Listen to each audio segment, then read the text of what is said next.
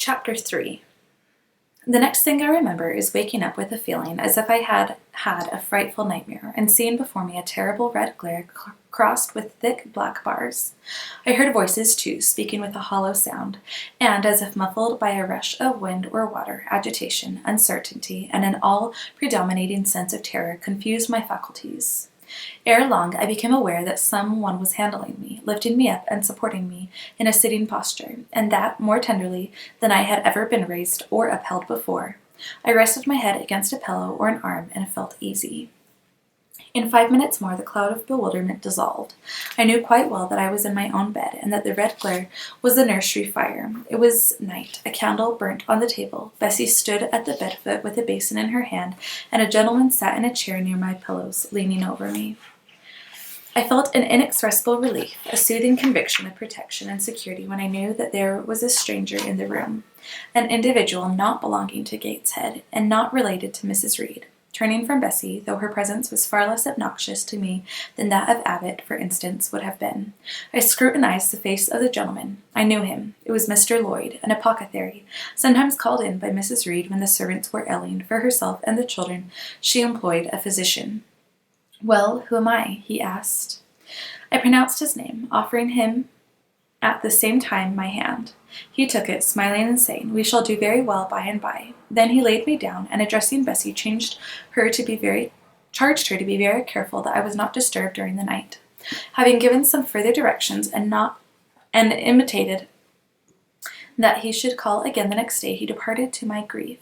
I felt so sheltered and befriended while he sat in the chair near my pillow, and as he closed the door after him, all the room darkened, and my heart again sunk. Inexpressible sadness weighed it down. "Do you feel as if you should sleep, miss?" asked Bessie rather softly. Scarcely dared I answer her, for I feared the next sentence might be rough. "I will try." "Would you like to drink, or could you eat anything?" "No, thank you, Bessie." "Then I think I shall go to bed, for it is past 12 o'clock, but you may call me if you want anything in the night." Wonderful civility this is. It emboldened me to ask a question. "Bessie, what is the matter with me? Am I ill?" "You fell sick, I suppose, in the red room with crying. You'll be better soon, no doubt." Bessie went into the housemaid's apartment, which was near. I heard her say, "Sarah, come and sleep with me in the nursery. I daren't for my life be alone with that poor child tonight. She might die. It's such a strange thing she should have that fit. I wonder if she saw anything. Mrs. was rather too hard." Sarah came back with her. They both went to bed. They were whispering together for half an hour before they fell asleep. I caught scraps of their conversation, from which I was able only too distinctly to infer the main subject discussed. Something passed her, all dressed in white, and vanished. A great black dog behind him, 3 loud raps on the chamber door, a light in the churchyard just over his grave, etc., etc. At last both slept. The fire and the candle went out. For me, the watches of that long night passed in ghastly wakefulness. Ear, eye, and mind were alike strained by dread, such dread as children only can feel. No severe or prolonged bodily illness followed this incident of the Red Room. It only gave my nerves a shock, of which I feel the reverberation to this day. Yes, Mrs. Reed, to you I owe some fearful pangs of mental suffering, but I ought to forgive you, for you knew not what you did. While rendering my heartstrings, you thought you were only uprooting my bad propensities. Next day, by noon, I was up and dressed, and sat wrapped in a shawl by the nursery hearth. I felt physically weak and broken down, but my worst ailment was an unutterable wretchedness of mind, a wretchedness which kept drawing from me silent tears. No sooner had I wiped one salt drop from my cheek than another followed. Yet I thought I ought to have been happy, for none of the Reeds were there. They were all gone out in the carriage with their mamma. Abbott, too, was sewing in another room. And Bessie, as she moved hither and thither, putting away toys and arranging drawers, addressed to me every now and then a word of unwonted kindness. This state of things should have been to me a paradise of peace, accustomed as I was to a life of ceaseless reprimand and thankless fagging. But, in fact, my racked nerves were now in such a state that no calm could soothe and no pleasure excite them agreeably. Bessie had been down into the kitchen, and she brought up with her a tart on a certain brightly painted china plate, whose bird of paradise, nestling in a wreath of convolvuli and rosebuds, had been wont to stir in me a most enthusiastic sense of admiration, and which plate I had often petitioned to be allowed to take in my hand in order to examine it more closely, but had also but had always hitherto been deemed unworthy of such a privilege. This precious vessel was now placed on my knee, and I was cordially invited to eat the circlet of delicate pastry upon it. Vain favor, coming, like most other favors, long deferred and often wished for too late. I could not eat the tart, and the plumage of the bird, the tints of the flowers, seemed strangely faded. I put both plate and tart away. Bessie asked if I would have a book. The word book acted as a transient stimulus, and I begged her to fetch Gulliver's Travels from the library. This book I had again and again perused with delight. I considered it a narrative of facts, and discovered in it a vein of interest deeper than what I found in fairy tales. For as to the elves, having sought them in vain among foxglove leaves and bells, under mushrooms and beneath the ground ivy, mantling old wall nooks, I had at length made up my mind to the sad truth that they were all gone out of England to some savage country, where the woods were wilder and thicker, and the population more scant, whereas Lilliput and Brobdingnag, being, in my creed, solid parts of the earth's surface, I doubted not that I might, one day, by taking a long voyage, see with my own eyes the little fields, houses and trees, the diminutive people, the tiny cows, sheep, and birds of the one realm, and the cornfields forest high, the mighty mastiffs, the monster cats, the tower-like men and women of the other. Yet, when this cherished volume was now placed in my hand, when I turned over its leaves and saw in it marvelous pictures, the charm I had till now never failed to find, all was eerie and dreary. The giants were gaunt goblins, the pygmies malevolent and fearful imps. Gulliver, a most desolate wanderer in most dread and dangerous regions. I closed the book, which I dared no longer peruse, and put it on the table beside the untasted tart. Bessie had now finished dusting and tidying the room, and having washed her hands, she opened a certain little drawer full of splendid shreds of silk and satin, and began making a new bonnet for Georgiana's doll. Meanwhile she sang. Her song was, "In the days when we went gypsying a long time ago." I had often heard the song before, and always with lively delight, for Bessie had a sweet voice, at least I thought so. But now, though her voice was still sweet, I found in its melody an indescribable sadness. Sometimes preoccupied with her work, she sang the refrain very low, very lingeringly. A long time ago came out like the saddest cadence of a funeral hymn. She passed into another ballad, and this time a really doleful one. My feet they are sore, and my limbs they are weary. Long is the way, and the mountains are wild. Soon will the twilight close moonless and dreary over the path of the poor orphan child. Why did they send me so far and so lonely, up where the moors spread and gray rocks are piled? Men are hard-hearted, and kind angels only watch o'er the steps of a poor orphan child. Yet distant and soft the night breeze is blowing, clouds there are none, and clear stars beam mild. God in his mercy protection is showing, comfort and hope to the poor orphan child. Even though I fall o'er the broken bridge passing, or straying the marshes by false lights beguiled, still will my Father, with promise and blessing, take to his bosom the poor orphan child. There is a thought that for strength should avail me, though both of shelter and kindred despoiled. Heaven is a home, and rest will not fail me. God is a friend to the poor orphan child. Come, Miss Jane, don't cry, said Bessie as she finished. She might as well have said to the fire, don't burn. But how could she divine the morbid suffering to which I was prey?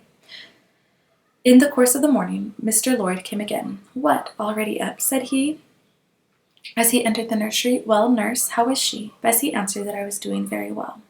Then she ought to look more cheerful. Come here, Miss Jane. Your name is Jane, is it not? Yes, sir, Jane Eyre. Well, you have been crying. Miss Jane Eyre, can you tell me what about? Have you any pain? No, sir. Oh, I dare say she is crying because she could not go out with Mrs. in the carriage, interposed Bessie. Surely not. Why, she is too old for such pettishness. I thought so too, and my self-esteem being wounded by the false charge, I answered promptly, I never cried for such a thing in my life. I hate going out in the carriage. I cry because I am miserable. Oh, fie, miss, said Bessie. The good apothecary appeared a little puzzled. I was standing before him. He fixed his eyes on me very steadily. His eyes were small and grey, not very bright, but I dare say I should think them shrewd now. He had a hard-featured yet good-natured looking face. Having considered me at leisure, he said, What made you ill yesterday? She had a fall, said Bessie, again putting in her word. Fall? Why, is that like a baby again? Can't she manage to walk at her age? She must be 8 or 9 years old. I was knocked down, was the blunt explanation jerked out of me by another pang of mortified pride. But that did not make me ill, I added, while Mr. Lloyd helped himself to a pinch of snuff. As he was returning the box to his waistcoat pocket, a loud bell rang for the servants' dinner. He knew what it was. "That's for you, nurse," said he. "You can go down. I'll give Miss Jane a lecture till you come back." Bessie would rather have stayed, but she was obliged to go, because punctuality at meals was rigidly enforced at Gateshead Hall. "The fall did not make you ill. What did, then?" perused Mr. Lloyd, when Bessie was gone. "I was shut up in a room where there is a ghost, till after dark." I saw Mr. Lloyd smile and frown at the same time. "Ghost? What, you are a baby after all. You are afraid of ghosts?" "Of Mr. Reed's ghost I am. He died in that room, and was laid out there. Neither Bessie nor anyone else go into it at night, if they can help it, and it was cruel to shut me up alone without a candle, so cruel that I think I shall never forget it." "Nonsense. And is it that makes you so miserable? Are you afraid now, in daylight?" "No, but night will come again before long, and besides, I am unhappy, very unhappy, for other things." "What other things? Can you tell me some of them?" How much I wished to reply fully to this question, how difficult it was to frame any answer. Children can feel, but they cannot analyze their feelings, and if the analysis is partially effected in thought, they know not how to express the result of the process in words. Fearful, however, of losing this first and only opportunity of relieving my grief by imparting it, I, after a disturbed pause, contrived to frame a meagre, though, as far as it went, true response. "For one thing, I have no father or mother, brothers or sisters. You have a kind aunt and cousins." Again I paused, then bunglingly announced, "But John Reed knocked me down, and my aunt shut me up in the Red Room." Mr. Lloyd, a second time, produced his snuff-box. "Don't you think Gateshead Hall is a very beautiful house?" asked he. "Are you not very thankful to have such a fine place to live at?" "It is not my house, sir. An abbot says I have less right to be here than a servant." "Pooh! You can't be silly enough to wish to leave such a splendid place." "If I had anywhere else to go, I should be glad to leave it, but I can never get away from Gateshead till I am a woman." "Perhaps you may. Who knows? Have you any relations besides Mrs. Reed?" "I think not, sir." "None belonging to your father?" "I don't know. I asked Aunt Reed once, but she said possibly I might have some poor, low relations called heir, but she knew nothing about them. If you had such, would you like to go to them?" I reflected. Poverty looks grim to grown people, still more so to children.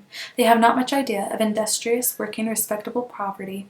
They think of the word only as connected with ragged clothes, scanty food, fireless grates, rude manners, and debasing vices. Poverty, for me, was synonymous with degradation.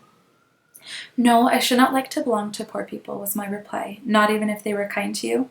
I shook my head. I could not see how poor people had the means of being kind, and then to learn to speak like them, to adopt their manners, to be uneducated, to grow up like one of the poor women I saw sometimes nursing their children or washing their clothes at the cottage doors of the village of Gateshead. No, I was not heroic enough to purchase liberty at the price of caste. "But are your relatives so very poor? Are they working people?" "I cannot tell. Aunt Reed says if I have any, they must be a beggarly set. I should not like to go a-begging." "Would you like to go to school?" Again I reflected. I scarcely knew what school was. Bessie sometimes spoke of it as a place where young ladies sat in the stocks, wore backboards, and were expected to be exceedingly genteel and precise. John Reed hated his school and abused his master, but John Reed's tastes were no rule for mine, and if Bessie's account of school discipline, gathered from the young ladies of a family where she had lived before coming to Gateshead, were somewhat appalling, her details of certain accomplishments attained by these same young ladies were, I thought, equally attractive. She boasted of beautiful paintings of landscapes and flowers by them executed, of songs they could sing, and pieces they could play, of purses they could knit, of French books they could translate, till my spirit was moved to emulation as I listened. Besides, school would be a complete change. It implied a long journey, an entire separation from Gateshead, an entrance into a new life. I should indeed like to go to school, was the audible conclusion of my musings. "Well, well, who knows what may happen," said Mr. Lloyd as he got up. "The child ought to have change of air and scene," he added, speaking to himself. "Nerves not in a good state." Bessie now returned. At the same moment the carriage was heard rolling up the gravel walk. "Is that your mistress, nurse?" asked Mr. Lloyd. "I should like to speak to her before I go." Bessie invited him to walk into the breakfast room and led the way out. In the interview which followed between him and Mrs. Reed, I presume, from after occurrences, that the apothecary ventured to recommend my being sent to school, and the recommendation was no doubt readily enough adopted. For, as Abbott said, in discussing the subject with Bessie when both sat sewing in the nursery one night after I was in bed, and as they thought asleep, Mrs. was, she dared say, glad enough to get rid of such a tiresome, ill-conditioned child, who always looked as if she were watching everybody and scheming plots underhand. Abbott, I think, gave me credit for being a sort of infantine Guy Fawkes. On that same occasion I learned, for the first time, from Miss Abbott's communications to Bessie, that my father had been a poor clergyman, that my mother had married him against the wishes of her friends, who considered the match beneath her, that my grandfather Reed was so irritated at her disobedience he cut her off without a shilling, that after my mother and father had been married a year, the latter caught the typhus fever while visiting among the poor of a large manufacturing town where his currency was situated, and where that disease was then prevalent, that my mother took the infection from him, and both died within a month of each other. Bessie, when she heard this narrative, sighed and said, "Poor Miss Jane is to be pitied too, Abbott." "Yes," responded Abbott, "if she were a nice, pretty child, one might compassionate her forlornness, but one really cannot care for such a little toad as that." "Not a great deal, to be sure," agreed Bessie. "At any rate, a beauty like Miss Georgiana would be more moving in the same condition." "Yes, I dote on Miss Georgiana," cried the fervent Abbott. "Little darling, with her long curls and her blue eyes, and such a sweet colour as she has, just as if she were painted. Bessie, I could fancy a Welsh rabbit for supper." "So could I, with a roast onion. Come, we'll go down." They went.